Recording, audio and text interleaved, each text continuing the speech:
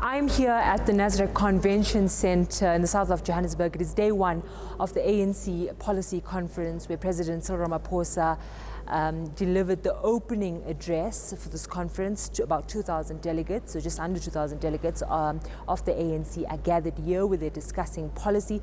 The President delivered a lengthy address in the opening session this morning. It was extremely muted, did not get the amount of applause that we usually see from a presidential address. Joining me to discuss and unpack the salient features of President Cyril Ramaphosa's address here at the policy conference is Mpumelelo Mkhabela. Thank you very much for joining me. You listened to the President. What did you make of it? Well, I think it was, first of all, a very long speech. And I think he tried to be as accommodative as he potentially could, trying to win everyone over.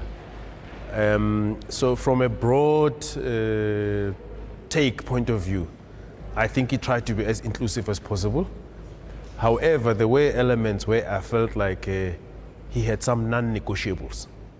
Like, for example, when he said that if delegates here, if this conference is seen by the public to be reversing anything or previous declarations on corruption, the South African public would not forgive the ANC.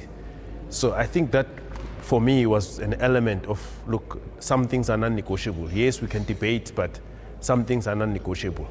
I think also the appeal that whatever divisions that are there, which he admitted, he said, listen, we are a divided ANC, but he appealed that, listen, let those divisions not dictate the agenda here. They must not set the mood for this conference. So he also came across as somebody who was willing to take new ideas in government. That, listen, we have a lot of problems here. Everyone must come with ideas. We need fresh ideas. We need new innovation. Please come up with ideas. So other than that, I mean, there was nothing big or ground-breaking per se. He was his usual self.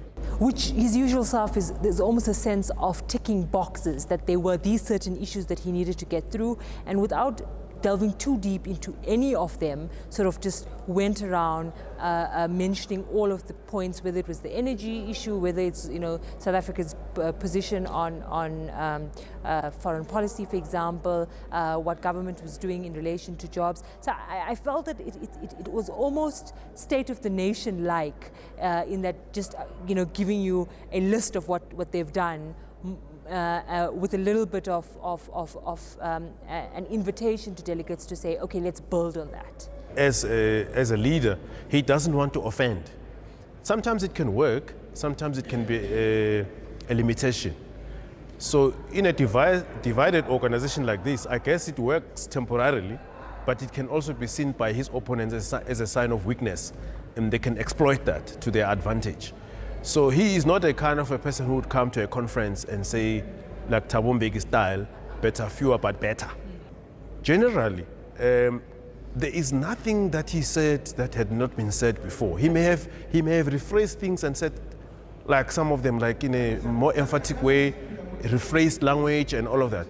But there is nothing that he said here that had not been said before. In previous ANC conferences, in previous resolutions or discussion documents, I didn't get a sense that there's something new that he said that everyone can say, wow, that was a surprise. So he might be calling for innovation from delegates, but he's not showing the innovation himself. There was two things that stood out for me when the President spoke, was that sort of the clumsy nature in which his speech was organized. He often, you know, referred to things and then referred to it a bit later on. I think that the speech was not one of his best speeches that he's ever delivered. Can you weigh in on that? I would say the structure was a little bit unusual because at some point, there were international issues that he put in the middle of the speech, and typically international issues come at the end. And they did come at the end. They did come at the end, but he also included them in the middle of the speech. I also felt like he also, the structure was such that at some point he was talking about governance issues, and then he would go to the economy, and then go back to governance, and go back to the economy. And then in the same vein, he will talk about the internal issues of the ANC, somewhere spread thinly around the speech. So you can see that he never wanted over concentration of ANC issues in one thing, because again, he's trying to balance things up, trying to get everyone on board. So it may not be the best speech, but maybe it works for a conference like this. The other thing, Mpumi, as we wrap up now, is the muted response from delegates. Firstly, at his arrival to conference, there were empty seats. There was not this large, loud chanting that we usually see, as a conference gets fired up. And when the president took to the podium, it was quite muted, very scarce applause.